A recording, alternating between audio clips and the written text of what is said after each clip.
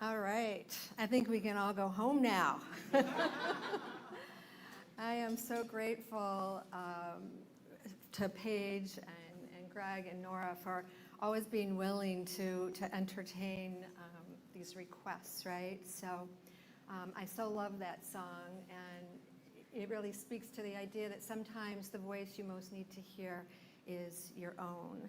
And I will come back to that song a little bit later. I want to acknowledge something else. And thank you, Judy, for mentioning Memorial Day. I went yesterday to a sound bath at Rose Hill Cemetery, which is a really beautiful historic place, and there's a chapel, and it was amazing. But I learned something, or was reminded of something, and I'm paraphrasing, and it's a little different. My take on it is a little different than what the man shared, but he talked about the three deaths in the Mexican culture, and the first one being when you leave your body, the second one being when your body is interred or cremated or whatever is done with it, and the third being when no one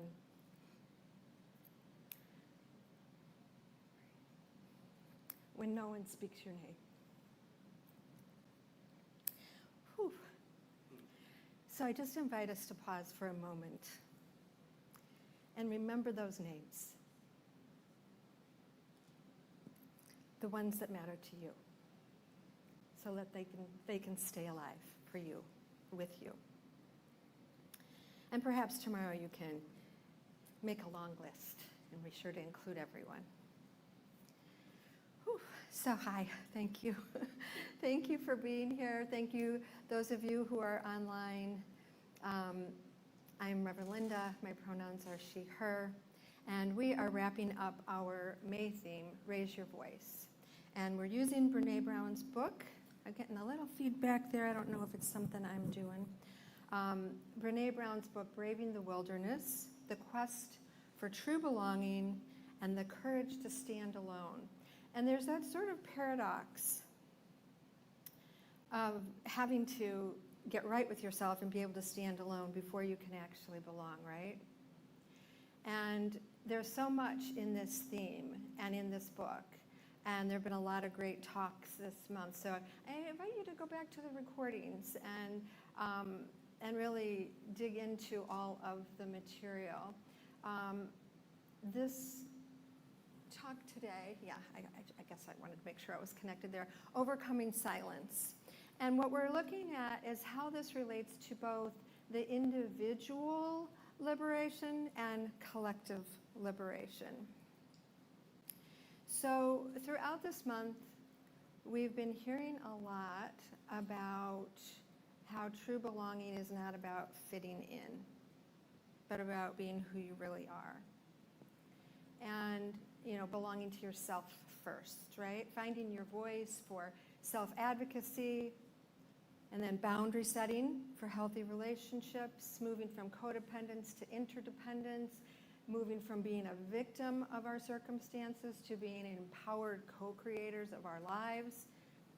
And today I'm adding this speaking up, to speak truth, to speak over yourself, to encourage yourself, to remind yourself who you are, what really matters, and what else is possible. Reclaiming your voice is the path to your healing, the path to authentic connection with others, and the path to true liberation for everyone. The work we do individually supports the collective. And there are many ways to approach this idea of silence. Connie spoke to that a bit, right? The benefits of silence to quiet the chatter, quiet the mind, that space where we tap into our inner wisdom, to the divine within, where we commune, where we receive guidance. So silence is a tool for inner reflection, for personal growth, discovery. And we're being called to embrace vulnerability in that personal growth, in that transformation, to call out the parts of ourselves that we may have pushed aside or even kept secret, overcoming that silence. And I just want to acknowledge that you have every right to discern what you want to share. That's privacy. There's a difference between privacy and secrecy. Privacy is about boundaries, about discerning, choosing what's appropriate. Secrecy is a concealing. It usually carries shame, guilt. So the way to discern is to ask, why am I withholding this information? Is it out of privacy and discernment, or am I hiding something? And I'm not saying that we have to broadcast our healing, right? Just suggesting to break the silence on that shame and on the guilt as the first step to remember who you really are, and breaking the patterns of our family dysfunctions. Do you have family secrets? Anybody? I mean, it's a clue. That's a direct beeline to the dysfunction. Because while silence may initially protect us, it ultimately disconnects us. First from ourselves, and then from everyone else. You can't be connected to someone else if you're not connected to yourself. You can't belong anywhere until you belong to yourself. And I'll go even a step further. You can't feel loved if you don't belong to yourself. Because even if someone says they love you, you're going to interpret that as they love the version of you that you've been showing them. So it's not going to fully land. I'm very familiar with this. I can talk all about it. So learning to love yourself, to accept yourself, to belong to yourself is really the first step. Overcoming the silence and revealing the hidden parts, we become more of ourselves. So this is that piece of overcoming silence for the personal liberation. The disconnection from ourselves begins with the silence that we learn, not through the helpful practice of silence, but the silence we learn from cultural and family conditioning, from early messages like, be nice, don't rock the boat. In my family, it was, children are to be seen and not heard. That still carries a sting for me. And that type of silence comes with a cost. It comes with that emotional disconnection. It comes with identity erosion. We don't know who we are. Not to mention the unspoken pain and the powerlessness. That type of silence is a big piece of the codependent, dysfunctional system. And overcoming that silence is the step toward your personal liberation, to your freedom, to belonging. And silence is often rewarded in families, in workplaces, in society in general, right? But we're being called to speak up, to disrupt the patterns of domination culture. I'm going to share a story, and I've shared at least parts of this before, so bear with me if it's redundant for you. But back in 2016, I was part of the Centers for Spiritual Living Practitioner Council. And we resurrected this practitioner gathering. They used to do them every year, and they hadn't done one in a while, so we had this big practitioner gathering at CSL home office. We had 150 practitioners come. They toured the facilities. They toured the Science of Mind archives. We had speakers and workshops and musicians, and it was amazing. And the CSL DEI committee had just been formed. So we had them come do a DEI training for the practitioners. wasn't even called DEI and B yet. It was newer on the spectrum of equity and inclusion. I mean, I know that's been going on for hundreds of years, but in terms of our understanding of DEI, it was new. Anybody here ever done a walk of privilege?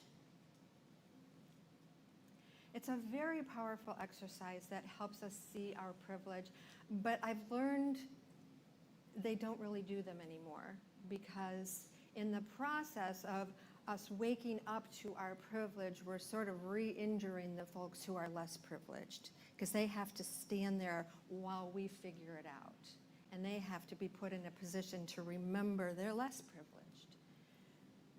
But at the time, it was a big idea, it was a new idea, and it was very powerful.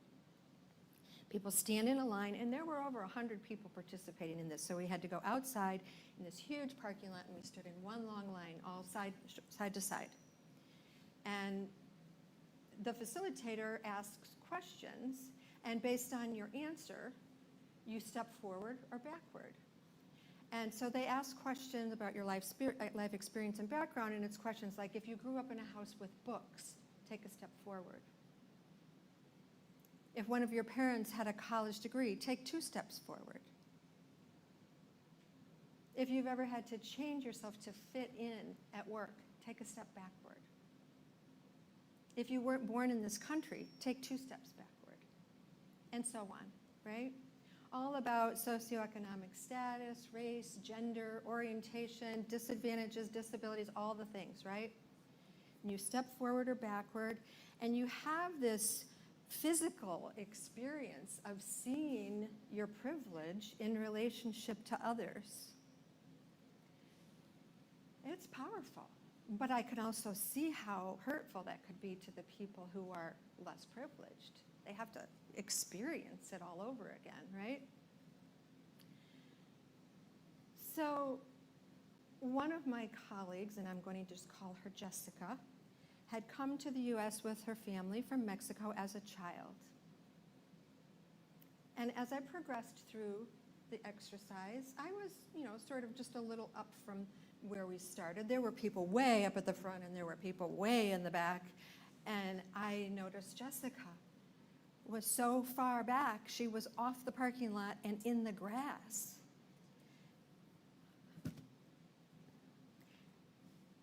Unbelievable.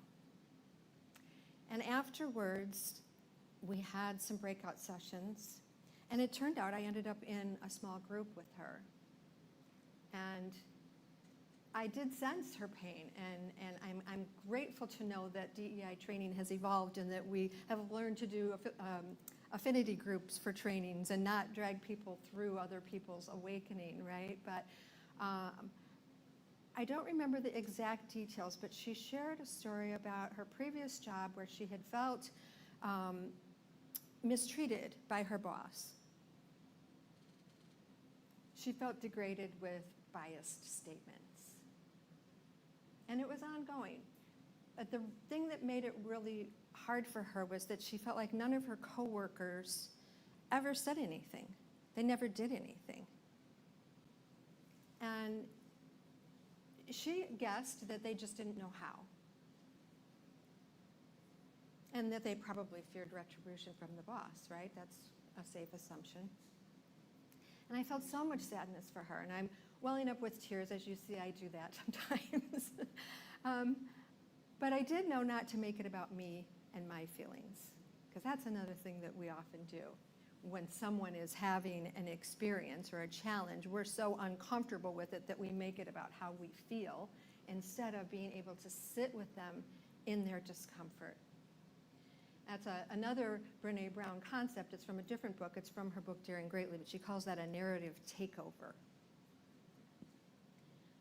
So I pulled myself together, and my next reaction was that I wanted to make it feel better for her. I wanted to make it go away, right? Also not the solution. You can call it a bypass, but it's actually another kind of takeover. We're not allowing them to have their experience. We're making it about us. I'm making it about me, right?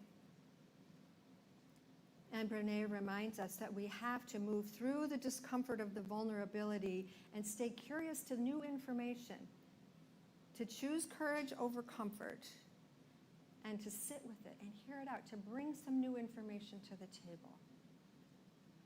So I understood why her coworkers might be silent. That would be a difficult position.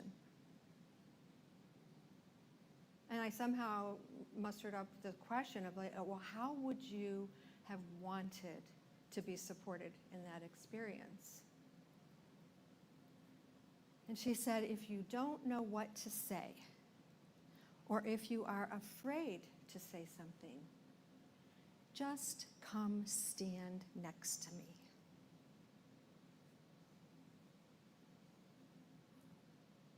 At least let people know you're with me. That moment changed me. It's never okay to keep my head down and act like something's not happening. And this conversation deepened our connection. We knew each other in a new way.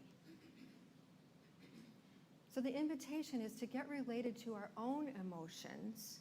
How am I being? And then to ask questions and to really listen, to help us understand what others are experiencing, what they're feeling.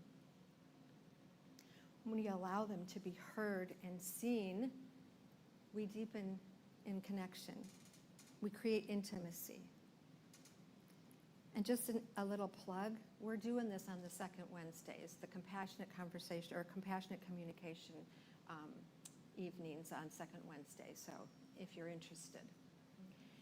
Alan Alda, the quote here, listening is being able to be changed by the other person. That's a new idea for me about listening. And cultivating meaningful connections, this is not only rewarding and powerful, but it's overcoming that silence for personal growth and collective liberation.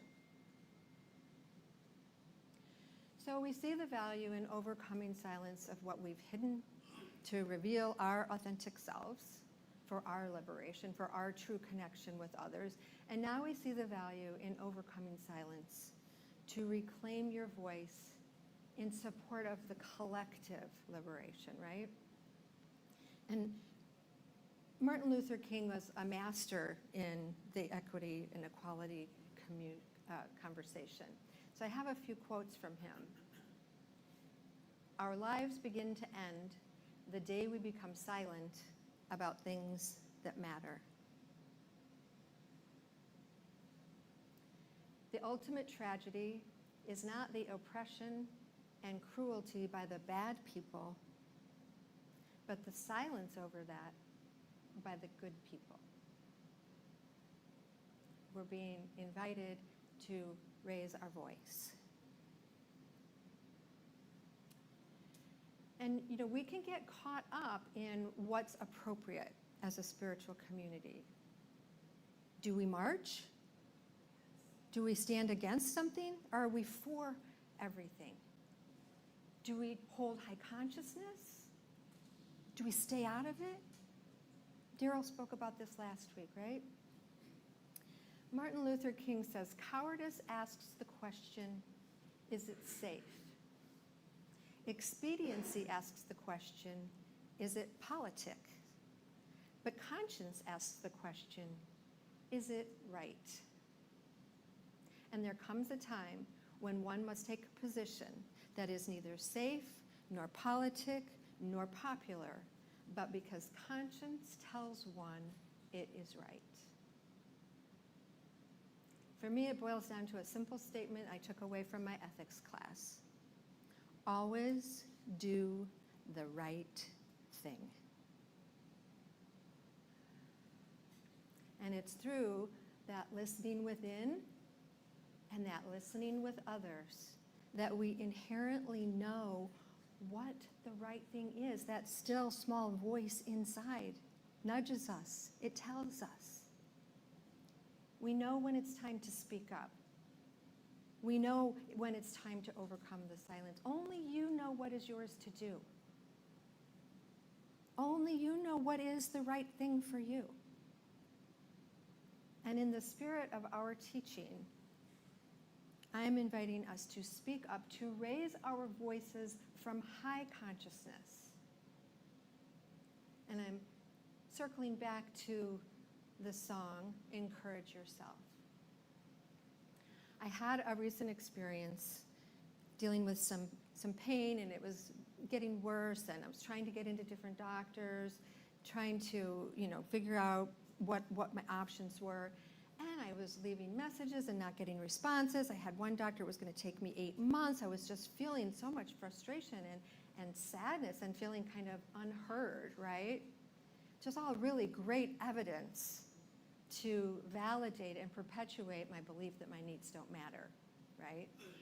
And to perpetuate the idea that I'm unheard. The beauty of doing this work is that we develop the awareness to recognize more quickly when we're going down a rabbit hole of our old beliefs, right? So I'm blessed to have sessions with my mentor, and I encourage every one of you, there's a list of practitioners up there, or go see your therapist, a life coach. Do the work.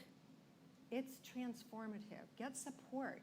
People can see things and know things for you that you might not be able to see and know for yourself. The big insight for me on this was that I was requiring to not feel heard in order for me to perpetuate that belief that my needs don't matter. And there's the loop. If I'm not heard, my needs don't matter. And I can just stay there in that old familiar place, right? Overcoming silence for personal liberation requires vulnerability. I'm putting myself out there, folks. I went a little deeper in this, and it was, how have I not been listening to myself? How have I not been paying attention to the pain signals that have been going on for a while? I've been overriding it. I wasn't listening to me. So I had that session. I have lots of prayer partners. I have a weekly mastermind group. And I'm committed to doing work in high consciousness, to knowing something else is possible, and taking the steps for a different experience. I started listening to that song, Encourage Yourself, on repeat at full volume. If you're one of my good friends, I probably sent it to you and asked you to listen to it. I could feel it changing me. I could feel it shifting my mindset, lifting my vibration. The original song is by Donald Lawrence and the Tri-City Singers, and this woman, Sherry Jones Moffett, sings it. It's a big band, big choir version. Check it out. And I'm so, so grateful to Paige for her willingness, her always saying yes to exploring the music. It's such a powerful tool for shifting our energy. Sometimes you have to encourage yourself. You have to speak victory during the test. No matter how you feel, sometimes you got to pat your own self on the back. Sometimes you've got to look in the mirror and tell yourself, I can make it. Even if no one tells you you can run, you've got to tell yourself. There's a particular part in the version that the Tri-City Singers do where she says, it's a lie. And I was threatening to get up here and do it myself, but I thought it was better to ask Paige to do the song. But that last line there, I know something better is out there waiting for me. Speak over yourself. Encourage yourself. Affirmative thinking makes a difference. It's a Christian gospel song, but it's so in alignment with our teaching. And the music magnifies the energy. It adds to that conviction. We know that those beliefs and thoughts with the most conviction are the ones that manifest the most powerfully. And the flip side of that is be careful what you're listening to. What kind of music are you listening to? What kind of news? What kind of gossip? What are you telling yourself? Are you lifting yourself into the higher vibration? A lot of our music is historically about unhealthy attachment, self-sacrifice, seeking validation, and the very codependence that Brene Brown is talking about. We even have like the oldies like Diana Ross, I'm gonna make you love me. I'm gonna do all the things for you, I'll sacrifice for you, I'll even do wrong for you. How crazy is that? I'm gonna use every trick in the book. Try my best to get you hooked, oh baby. Keep in mind, our nervous system in childhood regulates itself to stress and fear. And that becomes the default comfortable state. I know I was listening to a lot of unusual music when I was a kid. I was the youngest one. I had older siblings playing all kinds of stuff. What are you regulated to?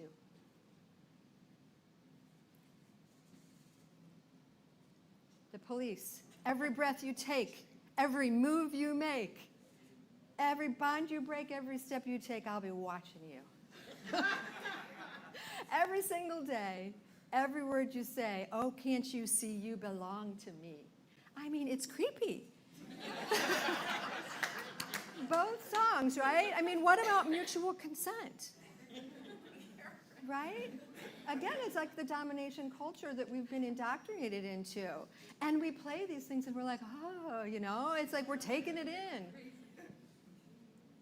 All right, I got one more just because I think it's fascinating.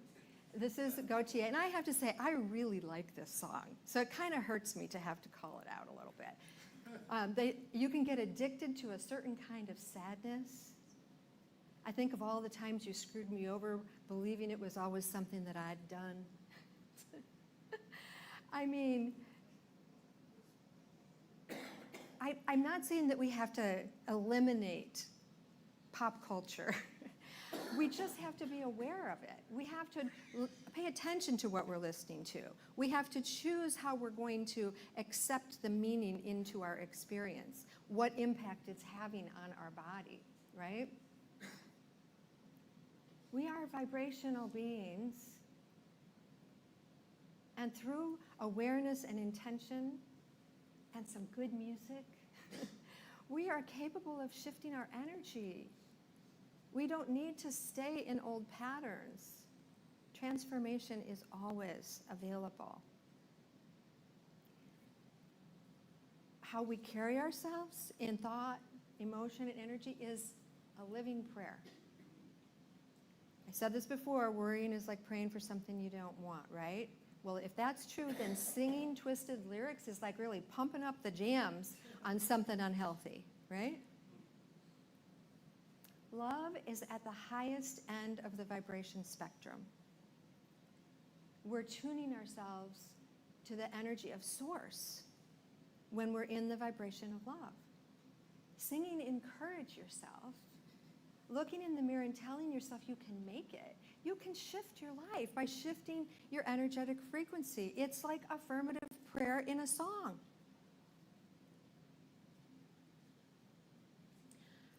I'm going to invite the music team to make their way back up. So our inner transformation is social action. As we awaken, we naturally become agents of transformation in the world around us. But this requires courage, the willingness to stand for truth, to look at our patterns, to get right with ourselves, to raise our voice, to overcome the silence. This in service to our personal liberation and in service to collective liberation. So I'm going to take us into some practice. I invite you to turn your attention inward. And then I'm going to begin with rereading that passage from Ernest Holmes. Take this in.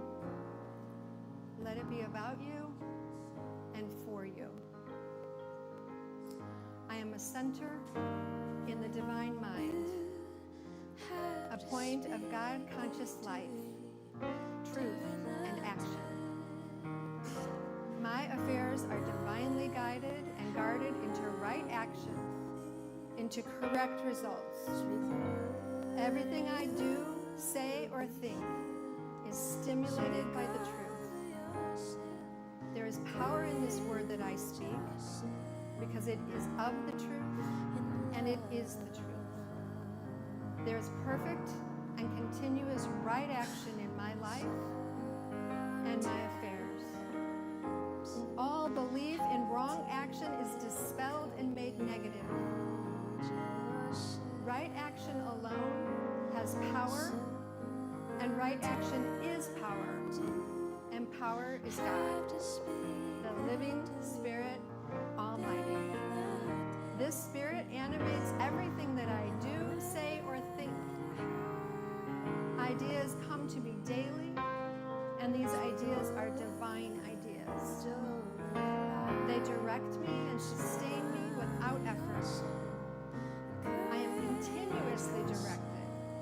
I am compelled to do the right thing at the right time, to say the right word at the right time, to follow the right course at all times.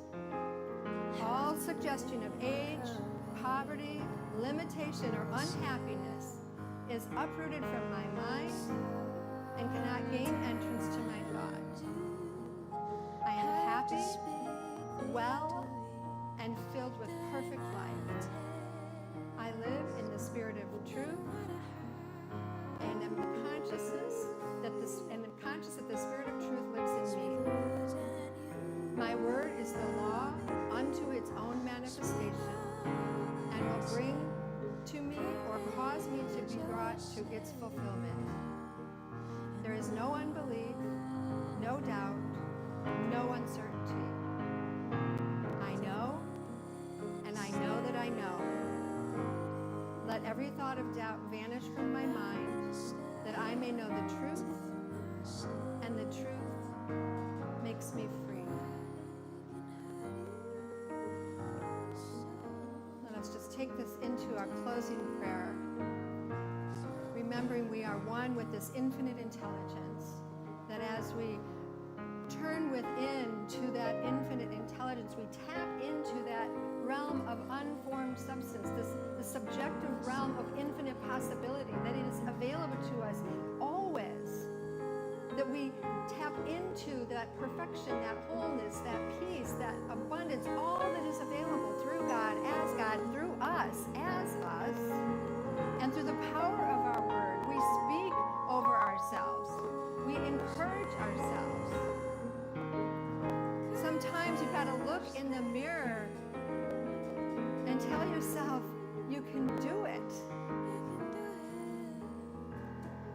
And as I minister to you, I minister to myself. I know something out there better is waiting. Encourage yourself. Speak over yourself. Use the power of your word to bring it into your physical experience.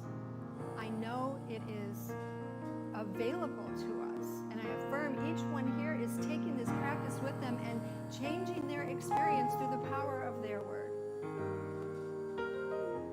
And I'm so grateful. I'm so grateful to be in a community full of people who are always doing the right thing, who are saying yes to speaking up, saying yes to their own work in service to the collective. So grateful to be part of this loving community. I release all of this into the law that always says, yes, I know it is so. I let it be so. And so it is.